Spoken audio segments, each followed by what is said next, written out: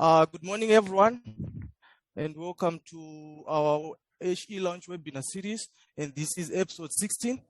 And I would like to appreciate all those that have been joining us and supporting this initiative. And most special thanks to our guest presenters. We have presented in the previous webinar sessions, and would like to appreciate all the support that you have given us. And I would also like to take this opportunity to highlight that these webinar sessions, it's an open opportunity for everyone, and everyone is welcome to participate in our webinar sessions. And also, as most of you are aware, that we publish magazines, so we welcome everyone who have stories. Hello. You can also contact us and share your stories. And thank you once again for joining us today. And in our session today, this is how we are going to navigate through the 2 hours. We are going to start with a spotlight presentation on climate change impact on energy. Then, and I'm the one who is going to present on that. Then we'll all jump into the main topic, that is entitled "The Rise of Fossil Fuel Consumption in Africa," and we have a guest presenter for that. That is Mr. Robert Mandea. Then, towards the end of our session, we'll make a few announcements. Then, a group photo as usual as we close our session.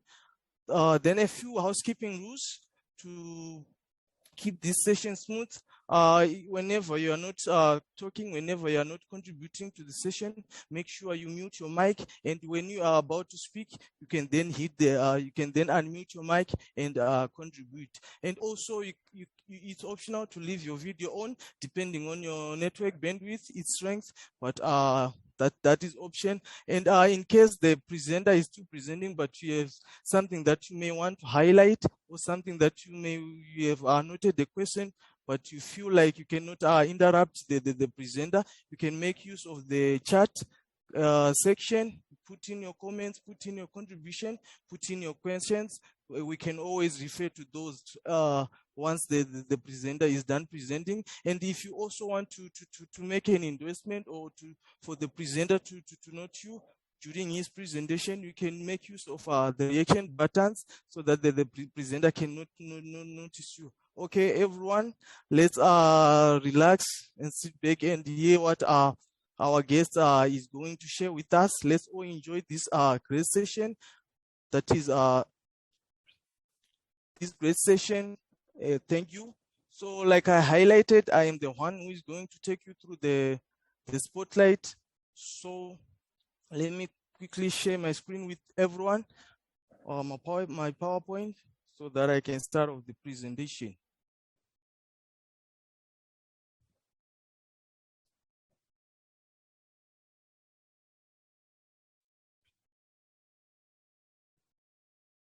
Okay,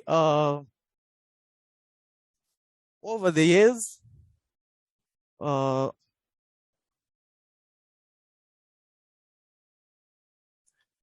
the countries have joined our hands, and they've come up with what have been known as the Sustainable Development Goals. And one of those, there are 17 goals, and one of those goals is which is goal number 7, is to ensure affordable and clean energy for everyone. It's one of the Sustainable Development Goals of all the nations. And also the goal number 13, it is on combating climate changes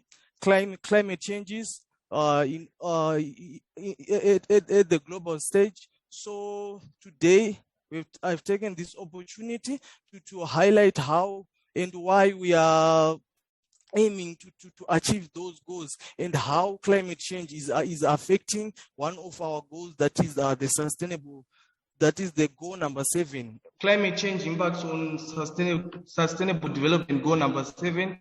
And I was saying that the sustainable development goal number 7 aims at ensuring access to affordable and reliable sustainable energy and modern energy for all. And because of climate change, because of climate change, which have brought changes in temperature, changes in precipitation, changes in sea level, which have brought changes in the frequency and severity of some of the events.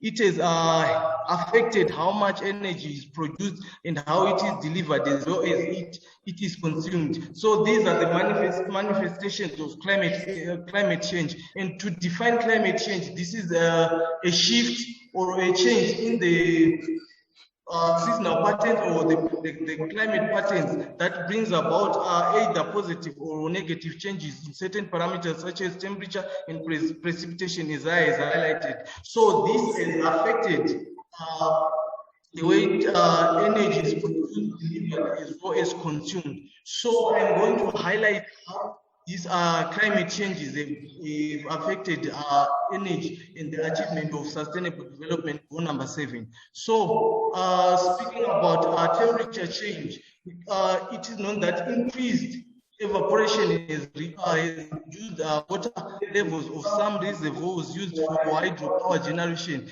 And as news from in Zimbabwe and in Zambia has noted that power generation has been reduced because of this effect of temperature rises, which have brought about escalations in evaporation, reducing the water levels in some of the reservoirs that are used for hydropower. So these are some of the effects that climate change has brought with reference to energy and the achievement of sustainable development goal number 7. And also increased occurrence of blackouts may be observed as a result of higher electricity demand. Electricity is one of the common sources of energy that is used in our homes and for different purposes. And because of temperature rises, there is an increased demand of cooling and refrigeration because of those temperature rises, and this tend to affect how the energy is being produced and how the energy is being delivered. Is because of the demand, there will be shortages. That therefore it affects our quest towards achieving the sustainable development goal number 7. Another way how climate change is affecting energy is through reduced water availability. Climate change has led to global warming, and with global warming, there's been a change in the precipitation and seasonal variations that have brought about people in different regions receiving little or less rains during their summer seasons. And because of that, there is reduced water availability, there is water scarcity, and this tends to affect the energy sector and the achievement of sustainable goal number 7. So we are saying extended periods of intense droughts because of less precipitation, less shortage of rainfall. It results in severe water availability reduction for hydropower generation and cooling of thermoelectric power plants. As I have highlighted, electricity is one of the main sources of energy that is being used in most domestic for most domestic purposes, industrial purposes, and as well as commercial purposes. And this is mainly being produced through hydropower generation and also thermal power generation. But this requires water for them, for their operations. So with reduced water availability, then tends to affect the production of this type of energy. And also reduced with reduced water availability, there is also reduced production of crops for biomass.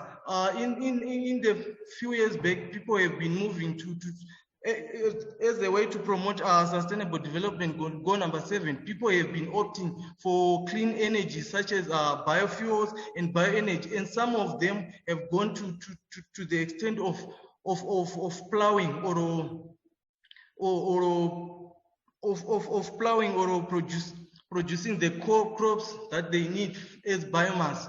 And because of water availability, these crops, these plants, they tend not to get the farmers, they tend not to get the maximum yield that they may want, and this directly impacts the production of those biofuels and those bioenergy, because there will be less biomass to produce such energy. So we are saying climate changes have brought about this impact on energy, and therefore it's affecting our roads toward achieving the sustainable development goal number 7. And another issue that has been brought due to climate change is extreme weather events.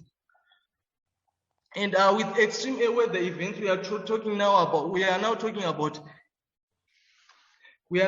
about increased intensity of extreme climatic events, and this impacts on energy infrastructure, e.g. it can disrupt or damage oil platforms, gas pipelines, electrical grids, or fuel transport. And because of this, many countries, they have set up their structures, they have different electrical grids, they have different gas pipelines, but because of extreme weather events that are being brought by climate change, those things, they can be destroyed within seconds. As I can give reference of the incident that we had in Zimbabwe a few years ago. In Zimbabwe, we have never had a cyclone, but because of climate change, we experienced one that was Cyclone Idai, and it brought about a lot of destruction that people were not expecting. So because of that, it destroyed a lot of energy infrastructure. So you find out that money that was set aside to promote, or for other projects to promote the sustainable development goal number 7, will now be channeled to now resuscitate those destroyed and damaged platforms, electrical grids, or fuel transport. So that's how climate change is affecting the energy sector. And also, it then brings about electricity outages, which then promotes the use of fossil fuels. And by definition, these fossil fuels, they have been attributed as one of the main cause of climate change due to the carbon that is emitted during the use of such energy sources. And with increased intensity and frequency of severity weather events, it also impacts design and safety requirements of future energy infrastructures and other capital investments.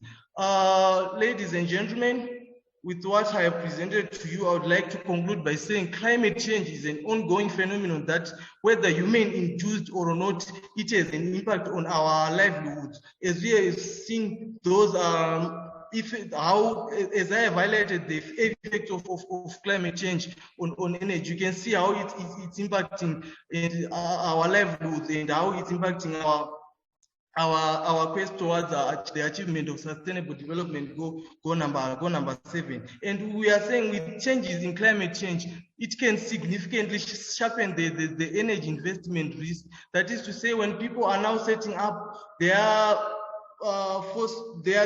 energy plants, they will now need to consider some of these risks that I have highlighted, such as extreme weather events, and it brings about more capital investment being required, and it can impair the progress towards the achievement of sustainable development goal number 7. So therefore we are saying it is very important to consider these effects of climate change whenever we are evaluating or whenever we are planning for a future energy project, so that our energy projects won't be affected by these climate change manifestations. And so that is to say, we need to take the uncertainties in the future climate change impacts, and these can be assessed adequately and taken into account to increase the viability of our energy products towards the achievement of our sustainable development goal number 7. And with that, I would like to say thank you, and I'm giving this opportunity to the floor if there are any questions, comments, or any additions to what I have presented now. The floor is open to the participants. If anyone has anything to say on this subject of climate change impacting on energy and the achievement of sustainable development goal number 7. Okay, Mr. Ruzani, you can speak up. I can see your hand is up. You can come up, say thank you. Thank you, Teach. On this climate change spotlight. I need to add a few. I've noticed 2020 is one of the warmest years since the 1880s due to this climate change. And I also noticed even though we are experiencing maybe a 6% decrease of carbon dioxide emission due to the bans of travels and economic slowdowns resulting from the COVID-19 pandemic, this improvement is temporary and climate change is not on pause. Once the global economy begins to recover from the pandemic emissions, are expected to return to the high levels. So saving lives and livelihood requires urgent action to address both the pandemic and climate emergencies. I think we should also know that even though we are experiencing the COVID-19, let's not forget the climate change, which is still happening. Thank you.